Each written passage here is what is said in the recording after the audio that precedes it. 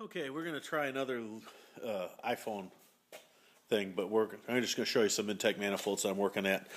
Here's an Edelbrock. This was a complete manifold that I cut everything off of, so you can see that there's quite a bit of handwork on it. That one's going to probably go in the race car. We'll play around with it. The other day I picked up an Offenhauser tunnel ram for a 340. What's interesting is I've got two tops for it.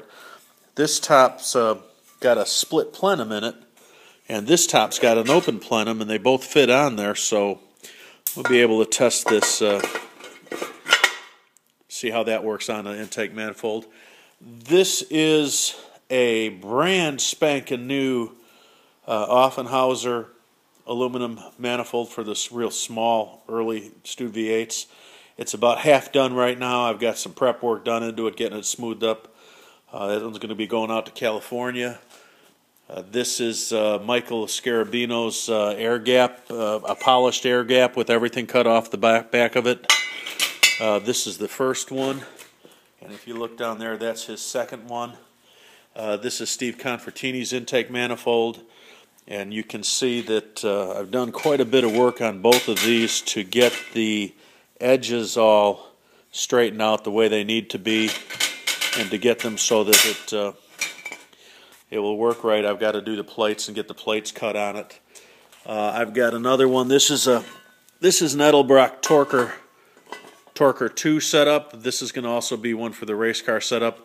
This is similar to what Tom Covington's got on his little 11 5-second Lark that he's running.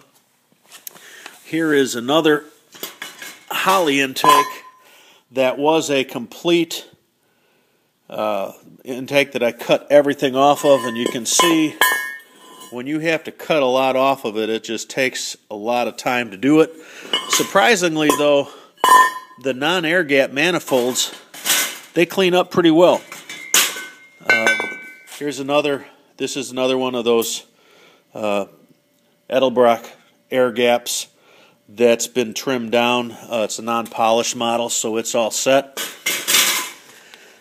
And then probably the most exciting thing for the Avani guys that are going to get a kick out of, this is a Holley Street Dominator intake for the 273 Chrysler. This is what it looks like before it starts. And, oops, get my finger out of the way. That's what it looks like when you start. And this is what it looks like after you cut everything off that you don't need. I still have to trim a little bit more off of the insides of it. But basically you can see that this intake manifold, what I really like about it, and what you can see that's interesting, is it's not very high. I got a hunch that I can machine that, and once I get that taken care of,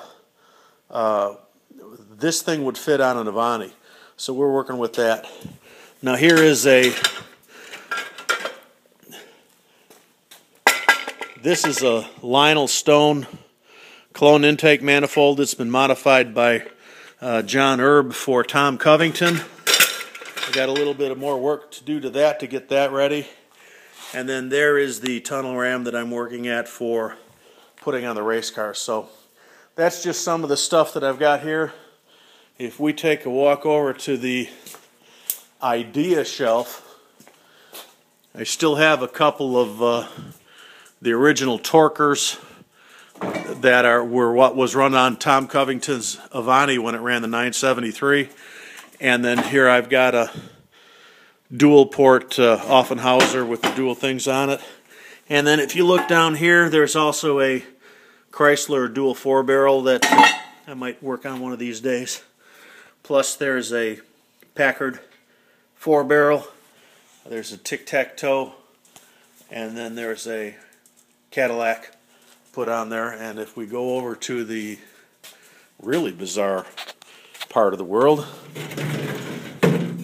here's a Smoljan intake, and here's a Lionel Stone clone dual deuce intake, and then here is an Edmunds intake, and something bizarre you don't see every day. A dual air inlet R3.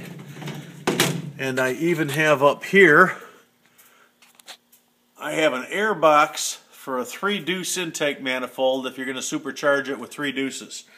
So if you wanted to put an air box on a Lionel or on a Smolgen intake, you could do that and supercharge your triple deuce setup. So that's a pretty good deal.